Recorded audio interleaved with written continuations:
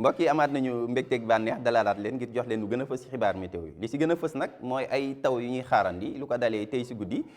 jëm ëllëg sa fajar waaye taw yooyu nag dina wéy si weekend bi daanaka si gaawa ji ak si dibër ji ñu ngi xaarandi ay taw yu bëri si biir réew mi loolee nag dina wàññi tàngooru bés bi si biir réew mi daanaka si gaawa ji ak si dibër ji tàngoor si dina wàññeeku bu baax si biir réew mi rawatina si diwaan yi nekk si bët saalum réew mi bu ñu xoolee sunu naataalu satellite bi naataal yi mu ñu koy firndeel mu ngi ñuy wan ay ndiir yu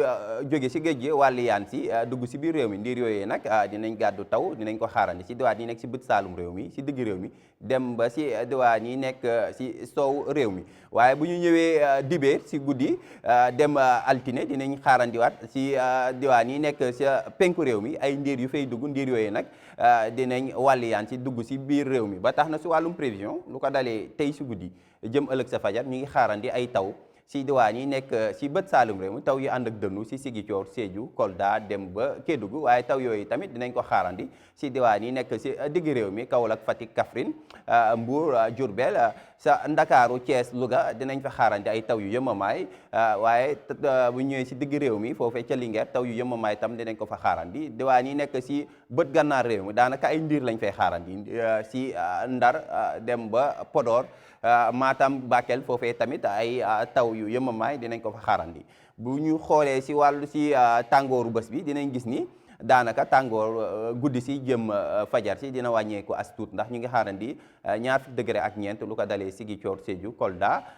Kédougou dem ba Tamba bu ñu ñëwee si digg réew mi foofu tamit tàngoor guddi jëm fajar su yëmamaay lañ fay xaarandi daanaka ñaar fukki degré ak juróom dem ba ñaar fukki degré ak juróom benn mooy gën a fës si diwaan yi nekk si digg réew mi waaye ñaar fukki degré ak juróom ñaar mooy doon tàngoor su gën a tar si guddi si jëm fajar te ñu ngi koy xaarandi si Ndakaaru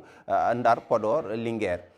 ëllëg ci gaawa ji taw ji dina fi desandi taw ji sax dina gën a bëreeti si biir réew mi daanaka dinañ ko séentu si bët saalum réew mi si digg réew mi waaye taw ji dina yéeg sax ba si bët gànnaaru réew mi dinañ xaarandi ay taw yu ànd ak dënnu si Ziguinchor Sédhiou Kolda dem ba Kédougou taw yu ànd ak dënnu tam dinañ ko xaarandi si diwaan yi nekk si digg réew mi si diwaan yi nekk Ndakaaru Thiès Louga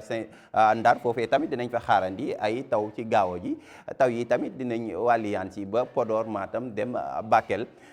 tàngoor si nag am na ngeen ko xamee tàngoor si dina wàññeeku lu ko waral taw yi ñuy xaarandi si biir réew mi ba tax na fanweeri degré ak ñaar dem ba fanweeri degré ak ñett mooy doon lu gën a fës li ñuy xaarandi si diwaan yi nekk si bët saalum réew mi ñëw ba si digg réew mi waaye bu ñu ñëwee si digg réew mi jëm bët gànnaar foofu tamit ñaar fukki degré ak juróom dem ba ñaar fukki degré ak juróom ñaar moo fay gën a fësandi fanweeri degré ak benn nañ ko xaarandi si Ndakaaru fanweeri degré ak